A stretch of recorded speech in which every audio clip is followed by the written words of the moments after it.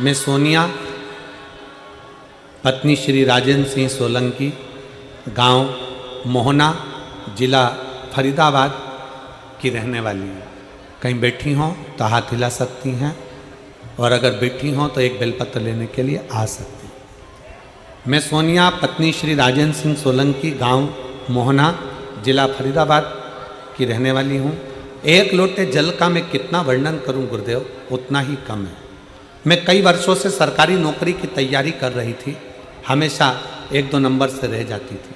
मेरी ननद विजय लक्ष्मी हमेशा मुझसे कहती थी कि तू पशुपतिनाथ के 5 व्रत कर ले और एक बेलपत्र बाबा को चढ़ाना प्रारंभ कर, शिवलिंग को जल चढ़ाना प्रारंभ कर। गुरुदेव, जब भी मैं अपनी ननद से बात करती तो ननद मुझसे बस यही कहती कि तुम ऐसा करो, तुम पशुपति व्रत करो, तुम शंकर का भजन करो। गुरुदेव, मैं कभी आपकी कथा नहीं सुनती थी, मैं आपको मानती भी नहीं थी। 30 अप्रैल 2023 को मेरा TGT संस्कृत की परीक्षा हो गई। परीक्षा के बाद मुझे समय मिला, परीक्षा तक मैंने आपकी कथा नहीं सुनी और ना मैंने पशुपति व्रत करा, ना कुछ किया। परीक्षा के बाद मैंने पहली बार आपकी कथा जुलाई में अलवर में सुनी और आपने ऑनलाइन पार्थिव पूजन कराया। मैंने आपके परिवार के साथ, अपने परिवार के साथ जैसा बना वैसा बाबा का पूजन करा। गुरुदेव, अब मेरे मन में विश्वास जागृत हो गया कि मैं इतने सालों से एग्जाम दे रही हूं, मेरा पास नहीं, पर अब की बार फिर बाबा कुछ कृपा कर दे और फिर मेरे ऊपर करुणा अब करेगा तो बाबा करेगा।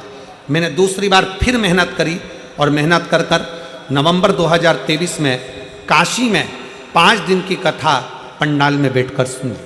अभी तक मैंने पंडाल में कथा नहीं सुनी थी। अलवर की कथा मैंने ऑनलाइन सुनी, ऑनलाइन पूजन करा। काशी की कथा पंडाल में बैठकर सुन ली। और आप कहते हो बाबा सुनता है और 3 महीने में देता है। गुरुदेव, हमने नवंबर में काशी की कथा सुनी और बाबा की कृपा का मैं क्या गुणगान करूं गुरुदेव। 10 फरवरी 2024 को हम बाबा की कृपा का ऐसा वर्णन हुआ कि हम सीहोर पहुंच गए। सीहोर जाने के बाद हम बाबा की कंकर शंकर पूजन करके रुद्राक्ष लेकर आ गए और बाबा को प्रणाम कर कर आ गए। गुरु पूर्णिमा महोत्सव का आनंद लेकर बाबा को नमन कर हमने ऐसी कृपा बाबा ने कर दी। आज मेरा हरियाणा सरकार में TGT संस्कृत की पद पर, अध्यापिका के पद पर सरकारी नौकरी में मुझे मेरे बाबा ने लगा दिया। मैं बाबा को यहाँ प्रणाम करने के लिए आई।